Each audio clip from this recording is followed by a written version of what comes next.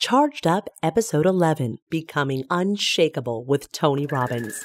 Are you ready to get charged up about your money, your credit, and your overall financial health? You've come to the right place. You're listening to Charged Up with Jenny Hoff.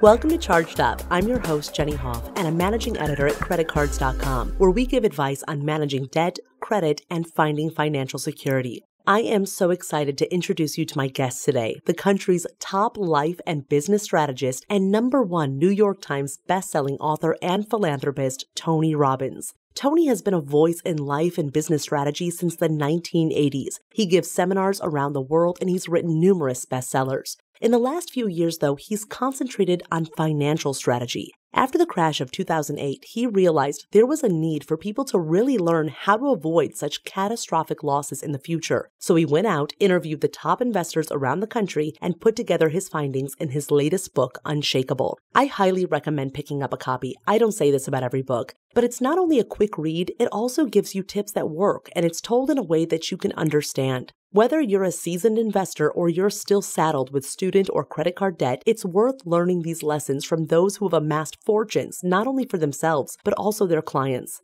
All profits from this book also go to Feeding America, which I love, and will provide millions of meals to hungry families in our communities. So join me in getting charged up about becoming unshakable. Tony Robbins, it is an honor to speak with you today. Thank you so much for joining us. Thanks for having me on. So before we jump into your already best-selling book, Unshakeable, I want to ask what made you want to write something that focused on investing and building wealth?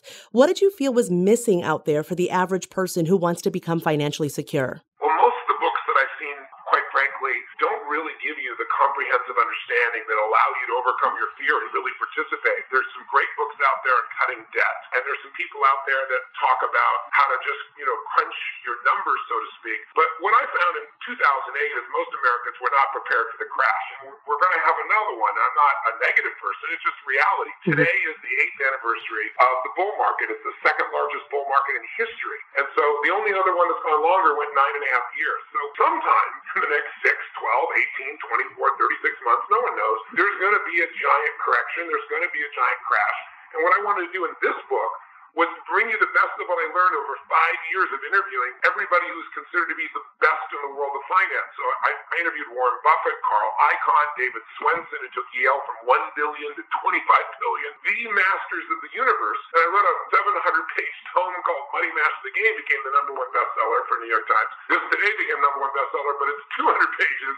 And its focus is to show you that if you're, let's say, a millennial and you got an amazing amount of debt from college, you think you'll never be free, or you're a baby boomer and you feel like it's too late, you didn't start, or you're an Xer and you're just confused, I want you to see that your financial life can change for the positive to the largest extent it ever has during the next crash.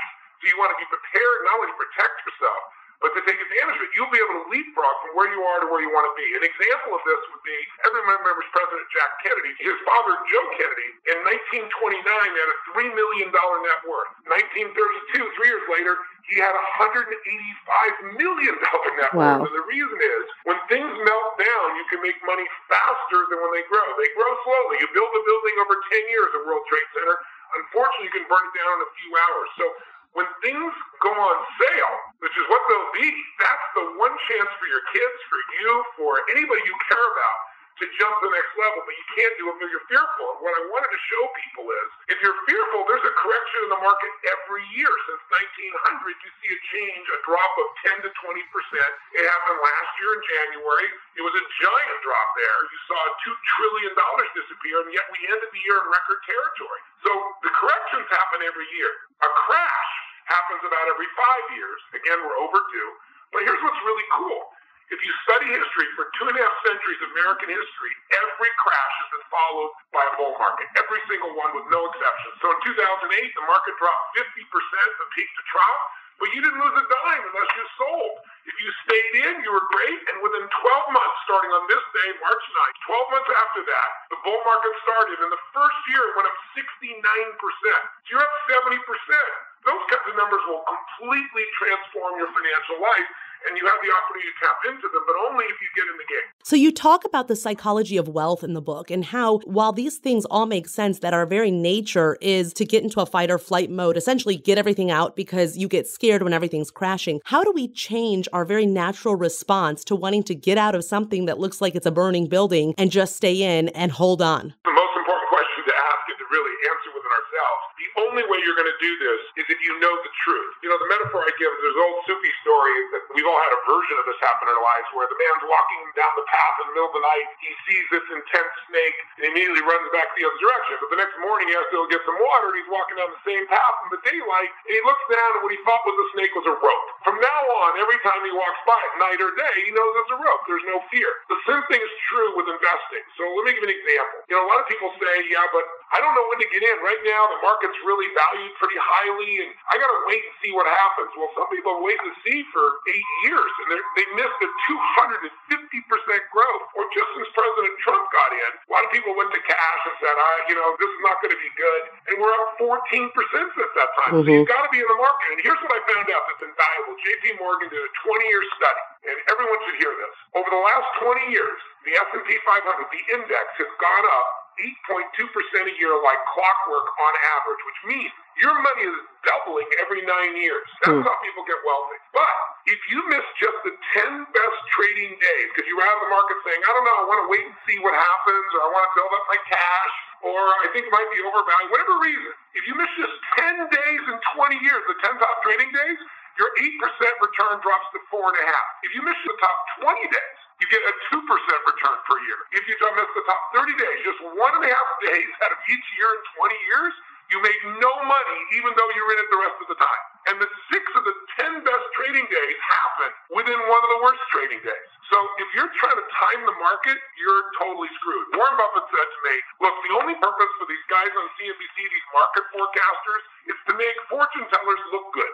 Nobody can time the market. So it's not about timing the market, it's getting in the market and staying there. Now here's one more thing. A lot of your listeners might say, but Tony, what if I get in right now and the market's been going for so long and it crashes tomorrow? Great question. So Schwab did a study, 20-year study, and he said, let's try these things and see what happens. Let's pick one person who gets in at the perfect time by accident. We'll call him Mr. Lucky. Mrs. Lucky gets in, it's the day the market crashes, it'd be March 9th, for example, 8 years ago, and it went straight up, and that's their position. Second person gets in on the worst day. They get at the peak of the market, and the next day it crashes. Pretty unlucky. Third person does dollar cost averaging, which simply means every month they invest the same amount of money no matter what price the stocks are, and that averages the stock price better. Sometimes high, sometimes low, you get a better average. And then fourth person says, this is not something I want to participate in. It might go down further, and they stay in cash.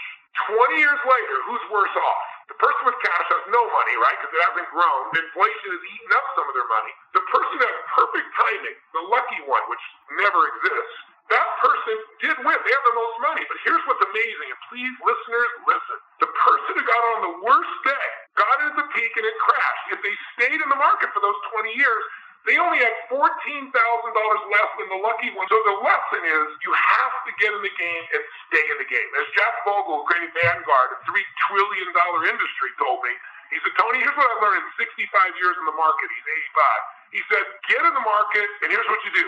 Nothing. Just stand there and get rich. Because if you stand there, if you don't overreact, you'll be there. In fact, women make more money as investors than most men because men are overconfident. They're always trying to beat the market. They're always trading. Well, when you trade, you incur costs. Those costs reduce your return.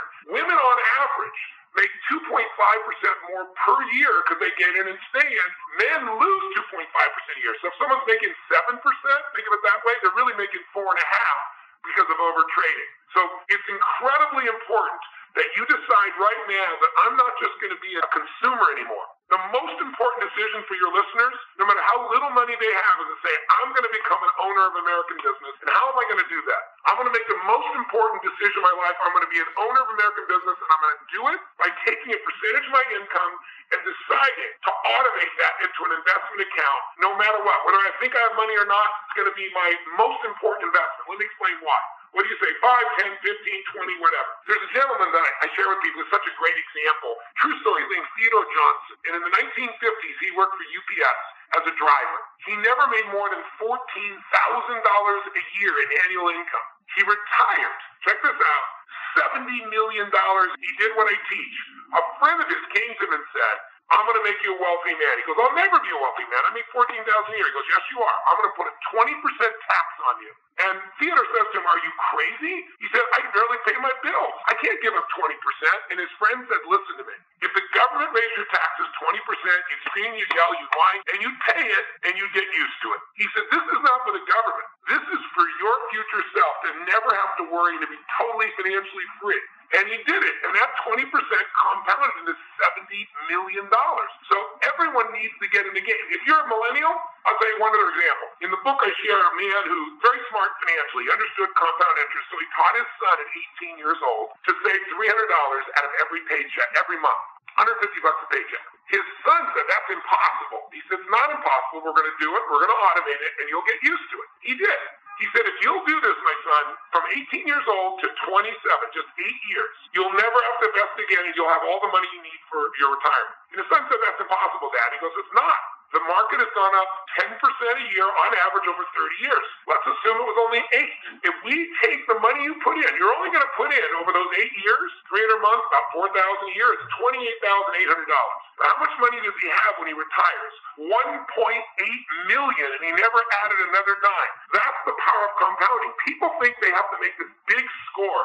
What they need to do is consistently start putting money in investments, and then where to put them we teach you in the book as well. Yeah, absolutely. And I wanted to get to that. So one of the big things that you talk about in the book is avoiding fees and how fees can really eat away at what you ultimately get to take home.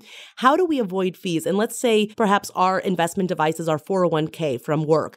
How do we avoid some of those fees? And tell us about how those fees affect your overall take-home pay. I really got to ask that question because most people hear 1%, 2%, 3%. Those numbers are so small, you think it doesn't matter. Fees matter. So let's start with a 401k because that's where most people put their money. More people have a 401k in the United States, 90 million people, than have a home, to give you an idea. So it's the most important place. So the problem is you get your 401k and someone tells you now you got to decide where to invest it. And you get this long list of mutual funds. Well, first question you got to ask yourself is why are those mutual funds on the platform and not others? Because they paid to be on there. They are not the best mutual funds. They're not the best performing mutual funds. They're not the best cost mutual funds. They're there because they paid the most money. Now, how do they get their money back? They tell you they're going to charge you a 1% expense ratio, and you think that's all the fees. But the rest of the fees are hidden in the document, and there's 17. And the average one, the average mutual fund that's actively managed, a traditional mutual fund, charges 3.12. You say, Tony, who cares? 3%, 1%. Here's why you should care. Every 1% you're charged more than you need, and the minimum usually got to pay is 1% or a little less. But if you pay 2 or 3, every 1% above the initial 1% costs you 10 years of income in retirement. So if you're paying 3% instead of 1, you just lost 20 years of income. Or another way to describe it would be if you had $100,000, you work your tail off.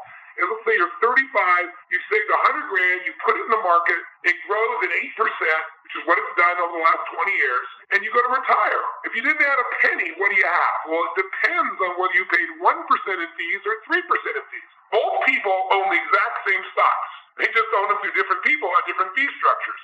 If you have 3% in fees, your $100,000 will go to $432,000. That's pretty damn exciting. The first person, by the way, is going to run out of money at 79 and try to figure out how to survive. The second person has money till they're 93 years old, which is past the life expectancy of most people. So fees matter immensely. And I want you to know, you don't want to own these actively managed mutual funds. 96% of all mutual funds fail to match the market. Only 4% do, and the 4% are always changing. So if you say, I'm going to find the 4%, the metaphor I teach people is if you play blackjack or 21, the game is face cards are worth 10, and you go to 21, and if you hit 22 or above, you crap out, you lose. So if you get 2 face cards worth 20, and your inner idiot inside of you says, I think there's an ace in there for me, I'm going to take the risk. You have an 8% chance of finding an ace. You have a 4% chance of getting an actively managed mutual fund. So you really got to change it. So how do you change this? In the book, I show you how I did it. I went out, once I learned about the abuse in the system, I decided what I do is I found 72% of Americans think they pay no fees for their 401k. So what I did was, I have 31 companies. I took my education company first, my original company, called Robbins Research, and I looked around, I found a company called America's Best 401k, and I said, look, great name, prove it. So So they came in and they saved my employees $5 million, and they own all the same stocks. They just don't have those fees. So I referred this to all my friends, and eventually I said to these guys, I want to be your partner. So now you can go to showmethefees.com, put in 3 answers, and it'll give you a printout instantly of how much you're being charged and what that charge means compounded through time. And if you want to change, you can change literally for nothing. There's no charge to change. You'll end up with the same stocks. You just won't have the same fees. Wow. And what if you're getting your 401k through your work and they're matching whatever you put into it? Do you still have any power to change whatever system that they're using and the fees that you're paying? Jenny, great question. Really great question. Well, for those that are listening that are business owners and employees, the owner doesn't know it 99.9% of the time, but they are called the fiduciary. It's a big legal term. It means the owner of your company is legally responsible to make sure your 401k is appropriate in its fees. In fact, the law changed 3-4 years ago. The Department of Labor now requires, and most small business owners don't know this, that every year you have to benchmark your 401k for your company against the best in the business. Now, there's all kinds of lawsuits happening now because most business owners aren't doing this, and the Department of Labor is auditing companies. And they said last year they hired 1,000 more auditors, and they said 75% of the people they audited were out of compliance, and that the cost to those companies, the penalty, average is $666,000. So if you go to Show Me the Fees and you see your company's overpaying, which 90% plus usually are, you'll see you can save 57% on average, and it takes 3 minutes. All you do is there's a way you send it to your employer and you say, I don't know if you're aware of this rule. And we have a document that sends it to them so they become educated. You're required to do this. This company will do it for you for free, and then you can put the report in your safe if you're ever audited or our numbers aren't great. You can change this company on the same stocks, and it costs nothing to convert. You just pay less fees going forward. Most employers are pretty thrilled to do that because they have money in the 401k as well. Fantastic. And I mean, everybody should do that, right? It's all of our money. This is our retirement and our future that we're talking about. You don't want that money going to fees unnecessarily. And they all really compound, so it's really important. I just want people to know, too, that if you get this book, please hear me. I'm not getting anything. My last book, I donated the entire $5 million royalty to Feeding America, and then I added to that, and I fed 50 million people, and I provided matching funds to feed 100 million. I fed another 100 million people last year, and there's 47 million people in our country that go to bed not knowing where their meal's going to come from, and 17 million are children and the elderly. I was one of those kids. So this book, I'm donating 100% of the profits to as well. So we're going to feed another 100 million people this year, and I'm going to feed, in the next 7.5 years, 1 billion people. And if you buy this book, you'll get this transformation for your own life. You'll know what to do to protect yourself. You'll know how to take advantage of the bear market that's coming.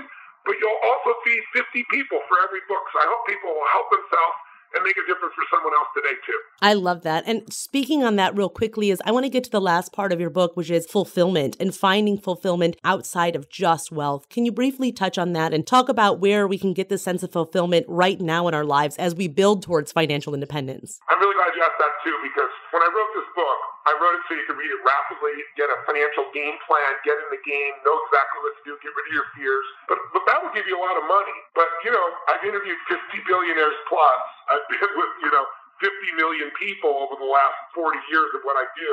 And I can tell you, money does not make you happy. Certainly more money when you make less than $100,000 a year makes a significant difference in happiness. But all the research above $100,000, it doesn't make much difference. So the reason is, you can be a billionaire and be angry or be fearful or be worried. And the quality of our lives is not based on money. Money is a tool. The thing that controls you are your thoughts and your emotions. We're the only creatures on the planet that can think a thought and make ourselves angry. Think a thought and make ourselves scared or stressed. Think a thought and make ourselves feel loving. Think a thought and get excited. But most of us don't know how to do that. And that's my number one skill before I was ever involved in the financial side of business. So the last chapter of the book is on real wealth. It's showing you how to break the pattern of this 2 million-year-old brain that we all have. Our brains are 2 million years old, and they haven't evolved as fast as the world has, or science or finance. And so what happens is this part of our brain is always looking to survive. It's not looking to make you happy. That's your job. It's just making sure you survive. So it's always looking for anything to hurt you or create a problem.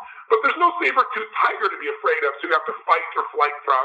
So now we have to fill the blanket. So now we worry about what people think of us, or how our social media is going, or whether we're going to have enough money or not. All of which are pretty simple compared to life and death. They're not life and death, but our nervous system responds like life and death. So in the book, I teach you a series of tools and a meditation that I put online for you, where in 2 minutes you can end that feeling of suffering or frustration or stress. And I talk about really how to shift that so that you really have joy today while you're getting more money, not waiting for some time in the future when you feel rich and alive. Yeah, I love that. I love how you said that you can live in a state of suffering or you can live in a state of beauty. And it's ultimately your choice. Totally is. And all it is a habit, right? You got to train your mind to notice, because the mind, oh my God, this is going to happen, that's going to happen. I always tell people, figure out what your favorite flavor of suffering is. You know, I got 31 companies, I got 1,200 employees across the world in 7 radically different industries. We do $5 billion in sales. So, you know what I discovered? All you have to do is pull out my phone to get stressed. So what I've learned to do is let go of that. Just go, look, everybody's learning, everybody's growing. It's not life and death. And life is too short to suffer. So I find the beauty in just about everything. And when I don't, I catch myself and I put that happiness right back on my life, because that's real wealth. Fantastic. And finally, Tony, what gets you charged up about teaching the strategies to fulfillment and financial independence? What charges me up is to see the look, the excitement in somebody's eyes and face and body when they realize, my God, I really can be financially secure and stable for a lifetime. I can be financially free. I can get to a point where I don't have to work, and then I'll probably work because I enjoy my work, not because I have to. And when you see that change in somebody, when the fear leaves them, when excitement enters their body, and it isn't fake excitement, it's not enthusiasm, it's based on a plan, I feel like my life has got some damn good meaning in it. So that's what's driving me. All right. Thank you so much for joining us today, Tony. Take care of yourself, and I hope your readers really take care of themselves as these new challenges show up. They're really opportunities if you prepare for them. Thank you so much. Bye-bye. And thank you for joining me for this episode of Charged Up. I hope you enjoyed the interview, and if you want to read the full transcript, head on over to CreditCards.com, where we will also have a Q&A with Tony. If you're so inclined, please rate and review us on iTunes and subscribe so you can be alerted as soon as a new episode is uploaded. Also, if you have questions that you want me to answer on air or ask our guests, please email me at chargedup@CreditCards.com.